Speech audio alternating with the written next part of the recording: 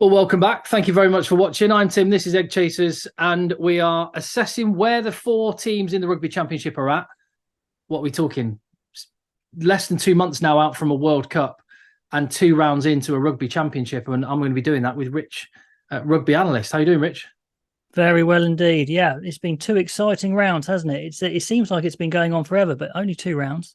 It really has. And I think what's quite useful is just take stock. We've got the World Cup on the horizon, so we can assess the questions that are still to be asked, the ones that have or haven't been answered, and we can compare what we think now, 2 rounds in, to what we were saying only a couple of weeks ago, starting with the team on top of the Rugby Championship table, the New Zealand All Blacks. And I just want to point out, Rich, and I'm going to start here, we were only wrong in how right we were. You, to your credit, for saying that New Zealand are being underrated by too many people. Oh, I wondered if you'd mention that. Yeah, well played. You remembered. And I think also I'm going to pump up my own tyres here and say, I did say my bold prediction was that Ethan de Groot and Tyrell Lomax could well take the mantle from Kitsoff and Malherbe in the front row, and that their front row is one to watch. We're rugby geniuses, Rich. Well, we got one game right. They've been pretty impressive, haven't they?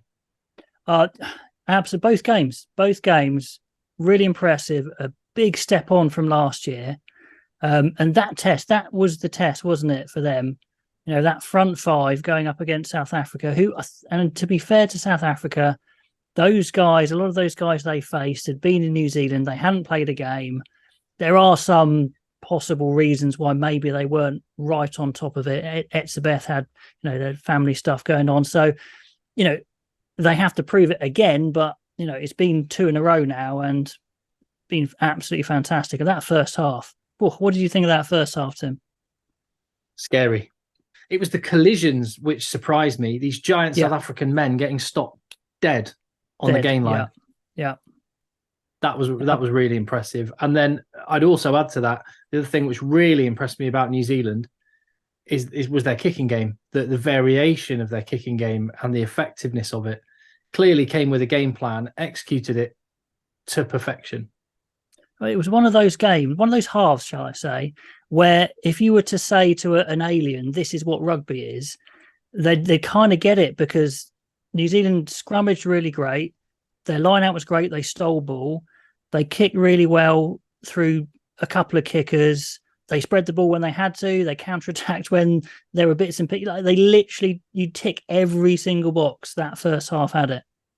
One thing, I don't know whether you've noticed this in comments, but there's quite a lot of Kiwi supporters, I think, struggling to really happy with the way their team's playing, and rightly so, but really through gritted teeth giving credit to Ian Foster. Does he deserve it? No, you don't know what's happening behind the scenes. Well, obviously, he needs credit, but you could say, oh, it's because he's put together these other coaches, Ryan Smith and all that. But that's kind of a head coach's job, isn't it? They don't have to do a load of coaching. If we go back to England's only win in the World Cup, the nickname, you know what the nickname of Clive Woodward was from the players? He was nicknamed the Bus, because he wasn't quite a coach. Very good. That's what they called him, because they knew he wasn't the greatest on-field coach in the world. But what he did is he put all the bits together. So I don't know if that's what Foster's doing, but he seems to have put some great pieces together, coaches and players, and it all seems to be falling into place. So one of the things that dominated the conversation going into the Rugby Championship, and this is just one of the big questions, was the 10 position. Both D-Mac and Richie Mo'unga have performed there, but Richie's performance there was particularly impressive.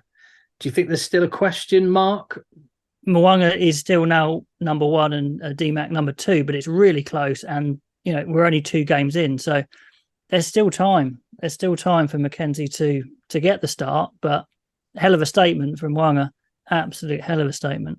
Yeah, agreed. And well, no surprises that Will Jordan's good at rugby. That's another thing that we spotted. So yeah, a happy camp at the minute, and maybe the only question mark selection wise as you look to that France game do you go Barrett in the back row, Frizzell. How do you accommodate those pieces? So that'll be interesting to see selection over the next couple of games, I guess. Yeah. Yeah, and we'll look forward more in we can do another video on my channel where we look forward to what's to come. So try not to spoil too much here as well. No, that I was going to stop right there. We're looking back here, and with Rich, we're going to be looking forward on part 2. That's to come. So from a happy camp to a not so happy camp, but where South Africa are concerned, they are the world champions. They've been there and done it. And is that both the strength and the limitation of the team? Is too much of a wide berth being given to these players because they are world champions and they were part of the 2019 team? No, I don't think so, really. That will come more apparent when we start to see a few more of the pretenders, shall we say. We'll come on to in the next video. But I mean, looking back at their 2 performances, they were blown away in that first half against New Zealand. But then in the second half, they rallied very well with a lot of their World Cup winners. And they finished really well. I think, did they win the second half? They might have won the second half. They either won it 17-15 or they lost it 17-15. I can't remember which way around it was. So it's really one half of rugby where they were blown away by New Zealand and they didn't get a few bounces of the ball. Literally everything went wrong. So I don't think it's too much of a problem the first 2 games at all, actually. I was surprised after the Australia game. I thought, oh, wow, Villy LaRue, what a great game he had. And he's been in Japan. Maybe this Japan, he's playing in Japan, isn't an issue. However, there's definitely seems more than a bit of rustiness among players who have been playing their club rugby in Japan. Yeah. Do you know what? I've got a slightly different take on that, actually, in a way. That's Villy LaRue. I mean, do you remember when he was in England? And 1 week, for Wasp, wasn't it? For 1 week, he was the best player who ever lived. And the next week, he was the biggest liability that ever lived. So what's changed? That's, Maybe, but for the others, Faf de Klerk, Damien Diolande. Yeah, I think the point I was making is I'm not sure it's Japan that's the issue. I just think it's almost a natural drop-off. I mean, I think we've seen it with Karevi as well, just like with age almost. I don't think Japan's made him a worse player. It's just I watched him in Japan and he's just not quite got the pace he used to have. So I think it's more just of like Diolande as well, just a bit of age catching up with them potentially. And in terms of how they're playing, because when I look at South Africa, the blueprint from 2019 was frightening. Although it couldn't beat the All Blacks, you get the sense that they're trying to slightly broaden the way they play from 2019, which was awesome, which was just bully teams for 60 minutes and then let rip when they're exhausted, which is what they did to England in the World Cup final. But you get the sense they're trying to change it, but I don't know how successful that's being. Yeah, I mean, again, looking at these first 2 games, I think they made a really good crack of a new way in the first game. And that was great, where they had the bash, the set piece, and then Libbok and the backs just absolutely cut loose and spread the ball when they needed to. I think so. The way they played against Australia, I would be very happy if they played that way in the World Cup. It's just, I think it's been marred by that first half against New Zealand, where they essentially didn't really touch the ball and didn't get anything going. Yeah, and Willemse as well couldn't get it going. And there was one moment which I think speaks to a point about leadership with South Africa, where they had a penalty. They were 17-0 down, and they had a penalty on the 22 in front of the posts, and they went for the corner and came up with nothing. And this was only 17 minutes into the game, and I couldn't understand that. I couldn't understand that in Test match rugby, and that spoke to me of a team that didn't have the calm leader they needed. You've already mentioned Eben Etzebeth and the personal issues he had. They need someone in that role who's going to be that calm head, because without Siya Kolisi, I don't think they have it in their starting 15 currently. That's possible. I'm being very difficult for you today, actually, Tim. I'm coming back with counter arguments all the time. No, I love it. That's kind of how teams play these days. There's think about Ireland. I mean, so many teams don't take the points these days. So I'm not sure that's a particular leadership issue. I mean, it's hard to tell, isn't it? But so many teams turn down easy points and kick to the corner, especially early in the game. Like Ireland would 100% do that. They'd turn down the shot of goal and back themselves in the first half. I don't know. It could be. It could be. maybe. I just thought 17-0 down when everything's going wrong. Calm Yeah, it down. yeah, Let's take three. We're within two yeah, scores, and we'll back ourselves to apply a bit of scoreboard pressure like that. But yeah. then again, maybe that's just what the All Blacks do to teams because they can score and let rip in the way they do. You're scared that they're going to be out of sight before you know it. So that's an interesting one to get stuck into in the comments. As we move on to, again, you've got a kind of Jekyll and Hyde situation. Someone happier than others, but Eddie. Oh, let's talk about Eddie. What? okay. But he's sort of brushing it off as, mate, it's just rugby, mate. Just got to work hard, mate. We're not where we want to be, but we're going to get there, mate. Is his faith misplaced?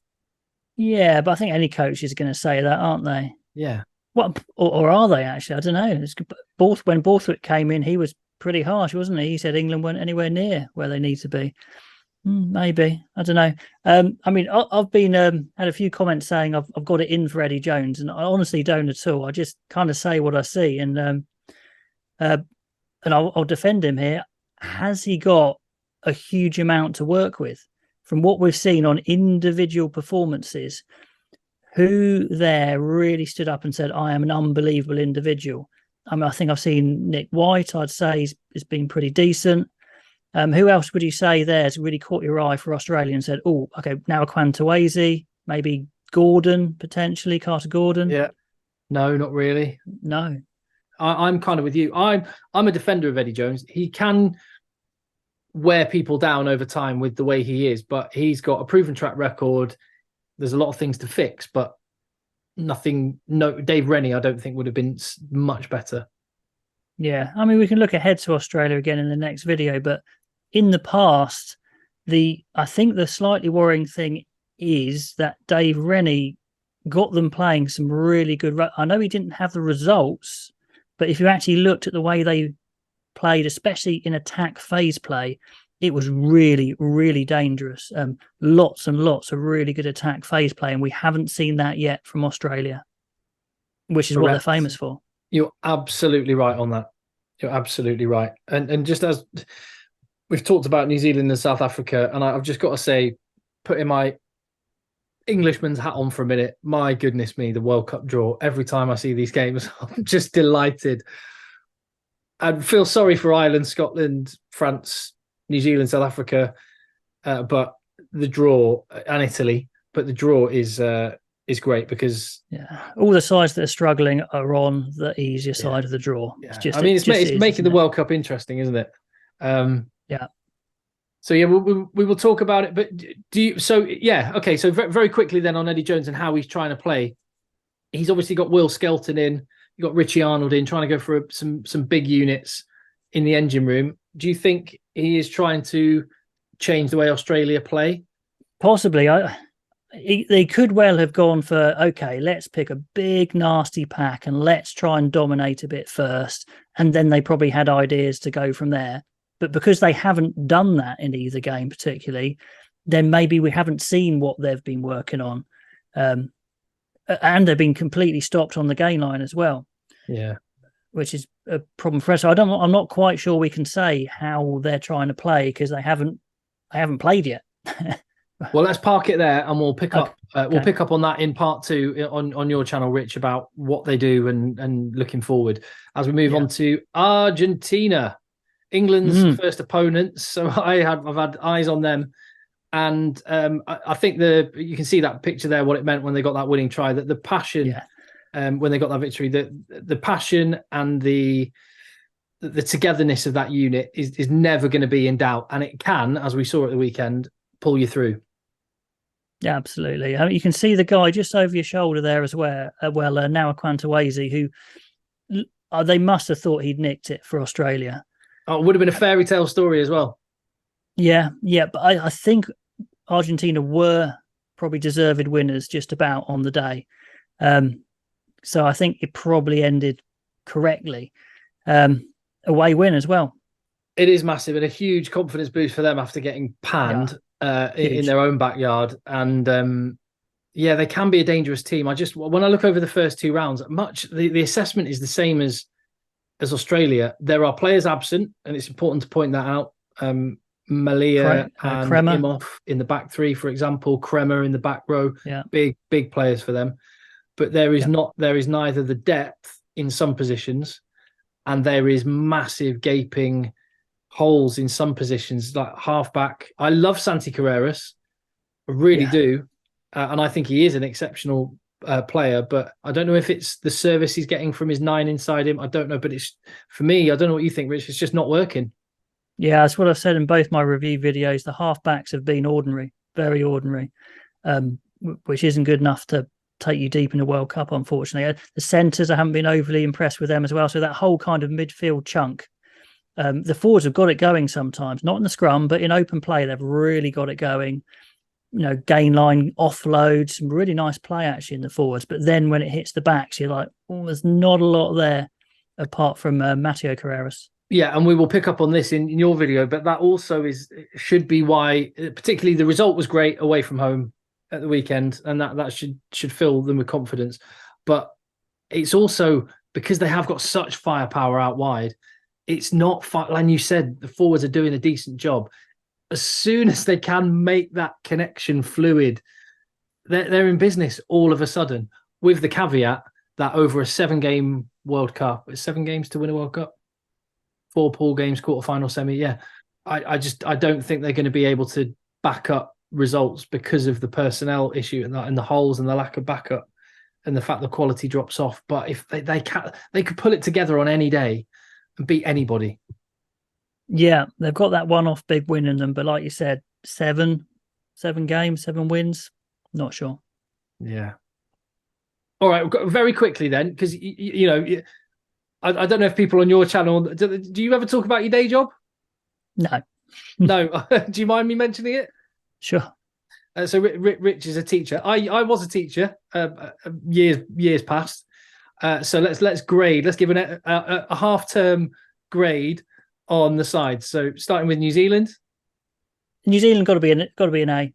Yeah, absolutely. I don't think they could have done any more. No, agreed. South Africa. C, probably C at the moment. Yeah, I'm with you on that. Australia. Ooh, then F.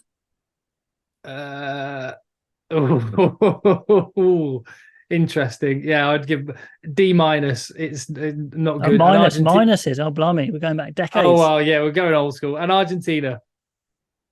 D. Yeah, I agree. There you go. There's your half-term report.